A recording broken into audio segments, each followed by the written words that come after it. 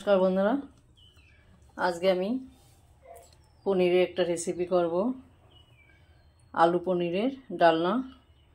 आमी केटे बेटे सब किछु गुछिए निएछि। जाक रान्नाटा शुरू करी, आपनारा देखते थाकुन। आमी ग्यासे कड़ाई बसिए दिएछि, आमार कड़ाईटा गरम हये गेছে। आमी सादा तेल दिए रान्ना करब।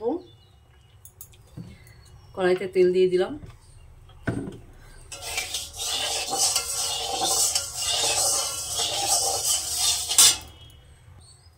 আমার তেলটা গরম হয়ে গেছে।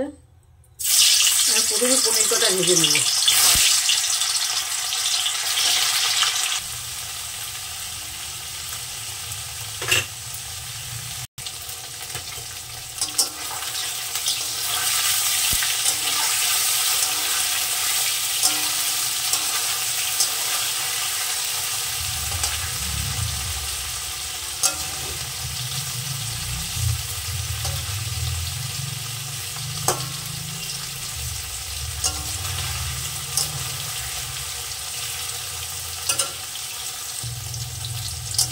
আমার পনির কটা ভাজা হয়ে গেছে।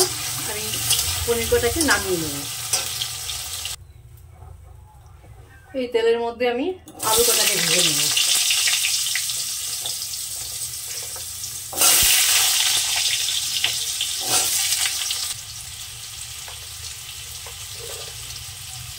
হালকা একটু লবণ দিয়ে দিলাম।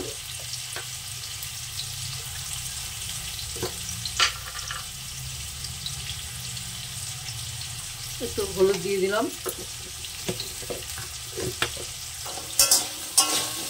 একদম নরমাল জলে আমি অনেক টাইম নিয়ে আলুটা সুন্দর করে ঢেকে ঢেকে ভাজবো।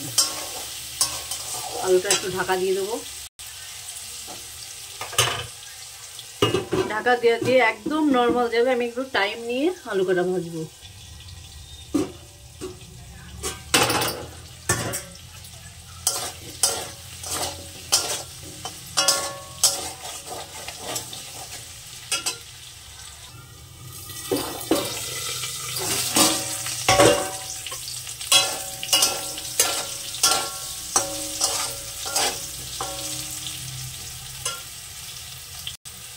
আমার আলুটা আমি সুন্দর করে ভেজে নিয়েছি। এবার আলুটা নামিয়ে নেব। আমি এই তেলের মধ্যে তেল দিয়ে দিলাম।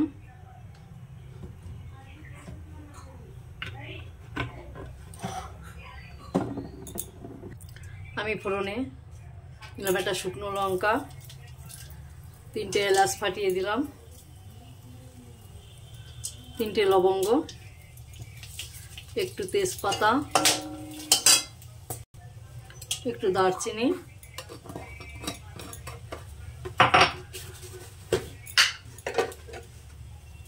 কটা সাদা জিরে,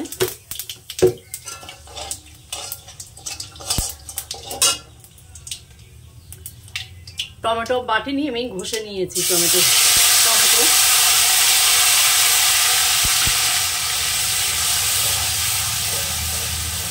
টমেটোটাকে আমি বেশ খানিকক্ষণ কষে নেব। এর কাঁচা গন্ধটা আর জলটা মরে কাঁচা গন্ধটা যাবে, ততক্ষণ আমি টমেটোটা কষে নেব। দিয়ে দিলাম স্বাদ মতো লবণ। লবণটা একটু কম দেবো, তার কারণ আমার আলু ভাজায় লবণ দেওয়া আছে। কটা কাঁচা লঙ্কা ছিলাম। এটা তোমরা বেটেও দিতে পারো, আমি বেটে দিলাম না, চিড়ে দিলাম।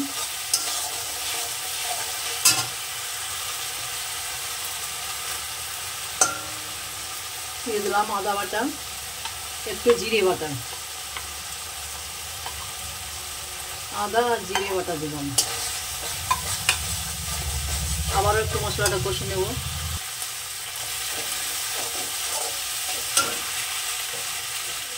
গ্যাসটা ছোট করে দিয়েছি। এবার দিলাম একটু কাজু আর পোস্ত বাটা।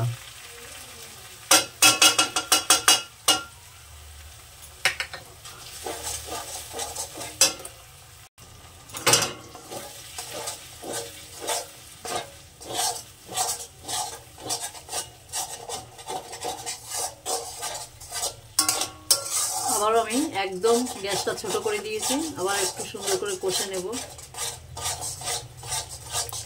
তরকারি মশলা কষার ধারে তরকারি স্বাদ হয়। তরকারি ঠিক মতো মশলা ঠিক মতন কষা না হলে তরকারিতে স্বাদ হয় না।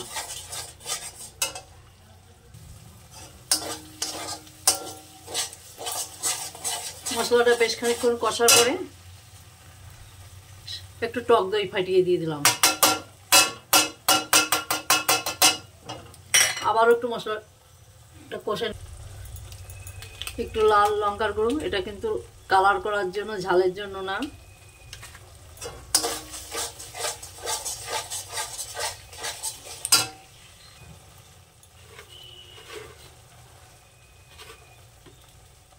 একটু চিনি দিয়ে দিলাম।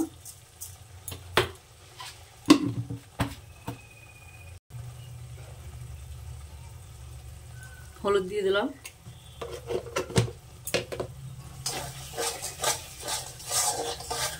মশলাটাকে আবার একটু সুন্দর করে কষে নেব। আমার মশলাটা কষা হয়ে গেছে, সুন্দর তেল ছেড়ে দিয়েছে।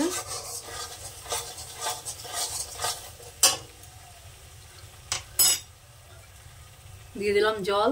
মশলার বাটিগুলো ধুয়ে দিলাম একটু।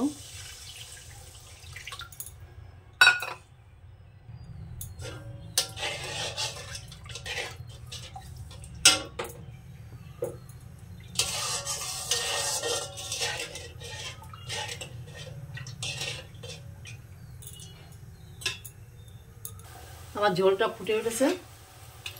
এখানে আমি আগে আলু কোটা দেব।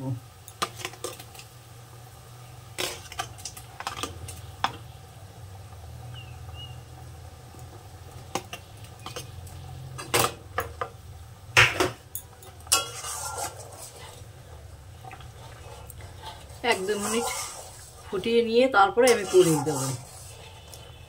আলুটা যদিও আমার ভালো করে ফ্রাই করার সময় ভালো সেদ্ধ করেছি, তবে আর একটু সেদ্ধ হবে।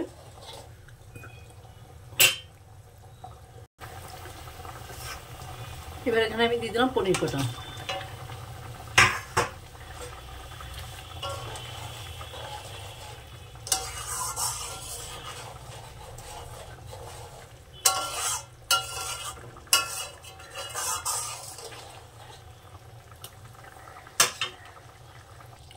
আমার তরকারিটা রেডি হয়ে গেছে। নামানোর মুখে একটু ঘি দিয়ে দিলাম।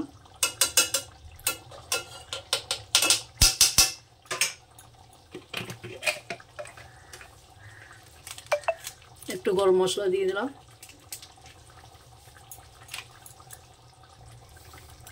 একটু কসুরি মেথি পাতা হাতে গুঁড়ো করে দিয়ে দিলাম।